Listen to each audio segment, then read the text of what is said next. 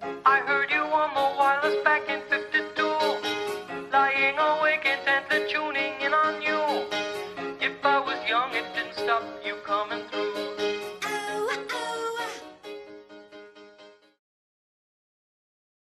Hey TC, up next on our first broadcast of the year, we get up close and personal with the Marching Rams. Find out more about Robertson's newest varsity sport. And we put our friend from the Media Center in the all-new Ramblin' Hot Seat. You definitely don't want to miss what we have in store for this episode. I'm Riley Williamson. And I'm Natalie Lonnebaugh. And this is the GF Current.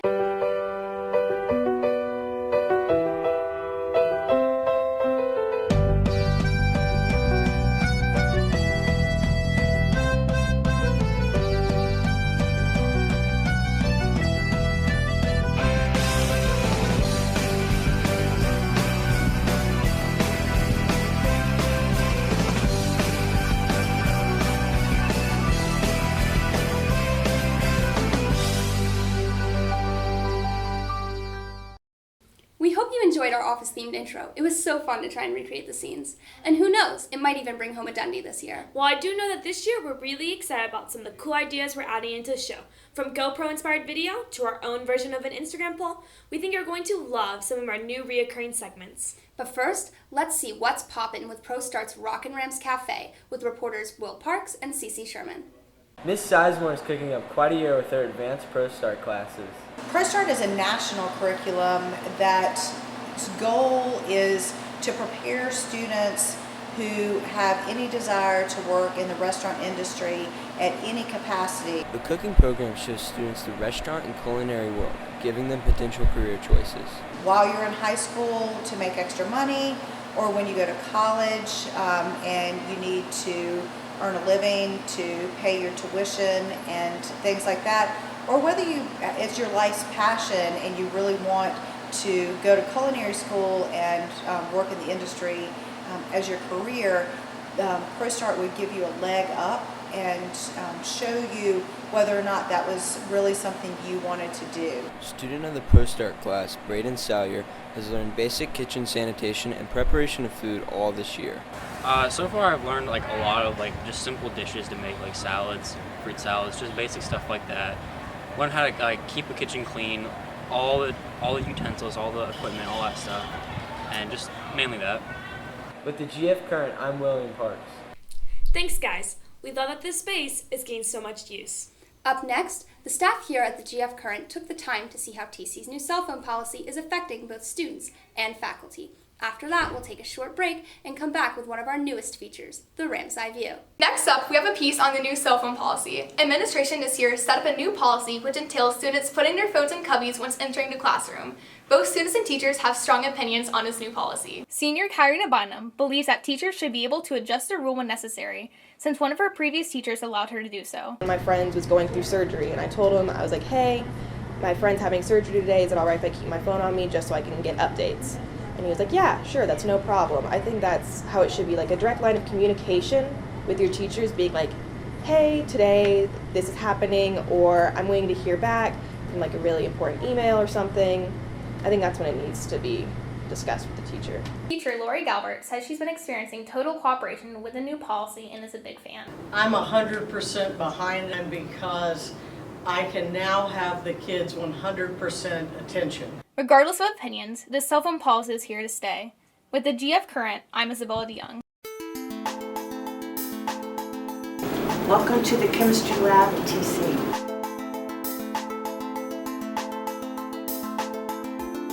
This is called the imploding soda can. Make sure you hold your hand upside down and grasp the can from the bottom so that you can get a good wrist action and put the can all the way submerged into the ice water.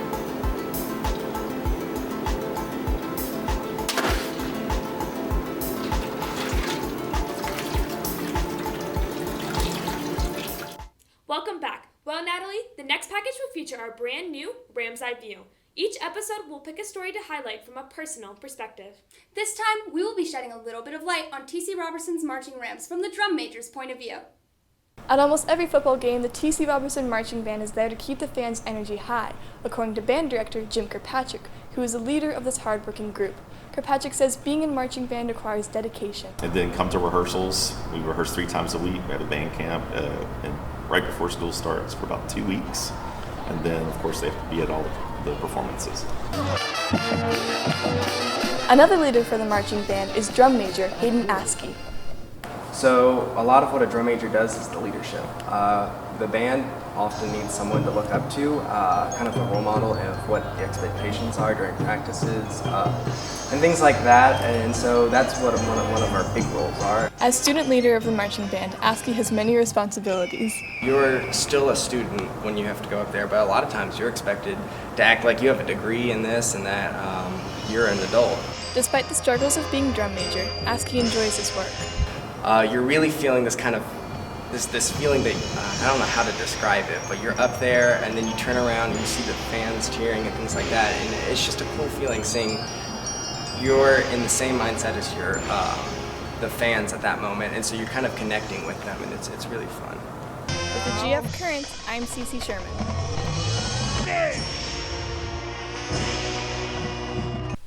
All right, Natalie, what's your favorite thing about fall? Actually, it's the really cool places like Skytop Orchard, loving apple cider, and all things spice. Well, then you're going to love this next segment. We thought it'd be fun to relive in the olden days and see which student could bob the best when it came to bobbing for apples. Here's Sergio Badillo with our 4 contestants and this age-old fall tradition. 'Tis the season for apple bobbing and friendly competition. Today's contestants are Hagen Ibbotson, Joseph Scarborough, Anna Marie Reed, and Emma Loizo. 2, 1, go! Yes! Oh, we lost.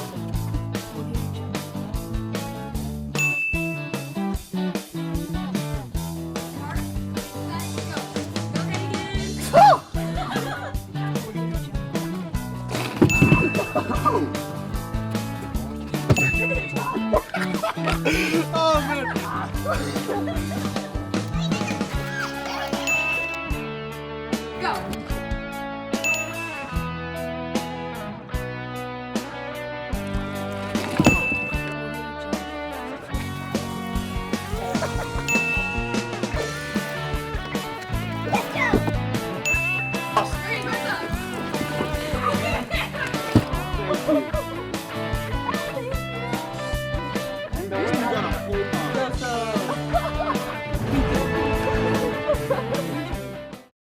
Wow, thanks to everyone who made that contest so much fun. Also, congrats to Joseph for taking home the big prize. We'll be back in just a second with sports and Adam's in-depth look at soccer in Ram Nation.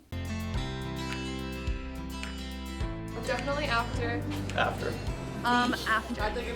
After Thanksgiving. After Thanksgiving. Probably like after Black Friday. Oh, before, most definitely. What's up, Ram fam? It's Adam Eisen here, bringing you guys back another edition of Ram Nation. Without further ado, let's kick off.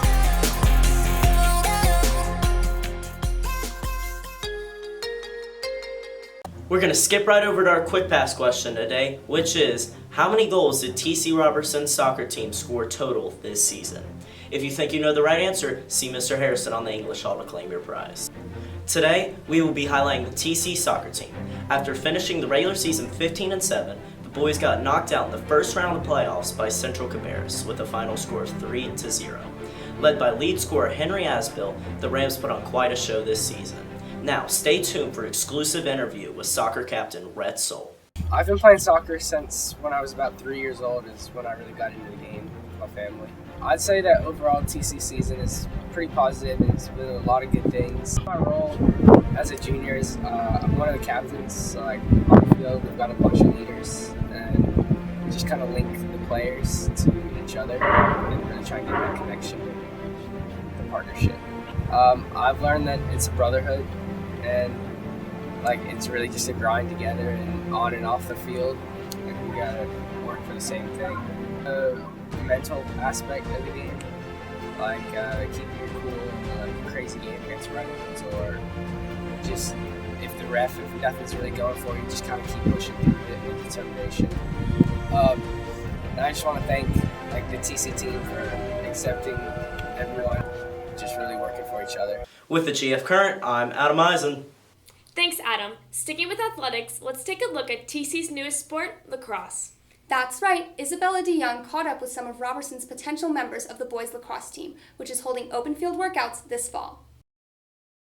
For the first time in TC sports history, lacrosse will be hitting the field spring 2019.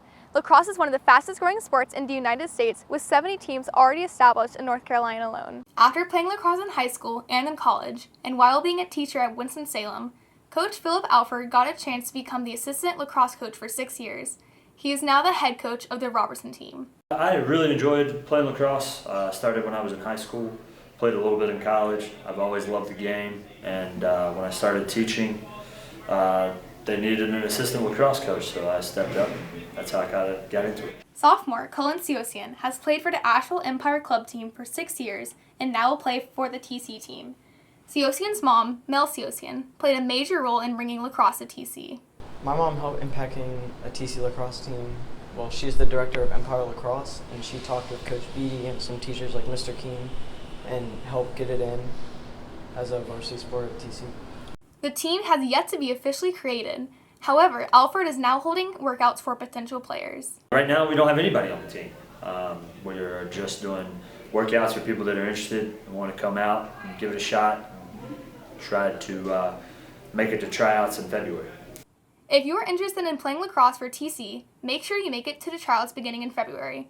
With the GF Current, I'm Isabella DeYoung. Well, we're almost out of time, but before we go, we'd like to end with another segment we'll bring back each episode, the Ramblin' Hot Seat. In this segment, we'll ask students, teachers, and other members of TC rapid-fire questions and get their on-the-spot responses. For our first hot seat, we invited media specialist and former Spanish teacher Jared Brush in to feel the heat. What's a typical day for you? Responding to needs as they arise. What is an issue that you see most often in technology? Things just not being as simple as they should. Do you know, are there any plans regarding technology for the future at TC? I do know that eventually smartboards will be replaced with essentially large touchscreen LCD, kind of like televisions that are touchscreen. Let's see. What made you choose to be an instructional technology facilitator rather than a Spanish teacher? Wow, you know, it's just really to try something different. I often think about going back to being a Spanish teacher. Why are you so nice? I don't know.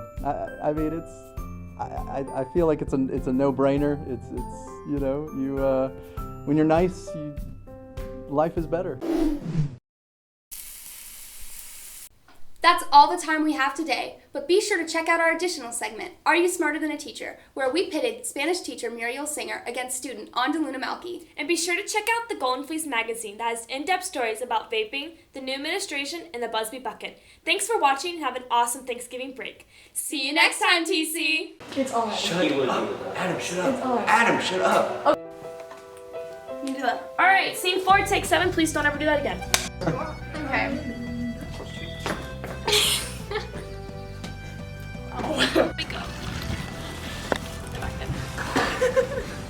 Detention. Phone call home. We can nay-nay on that policy.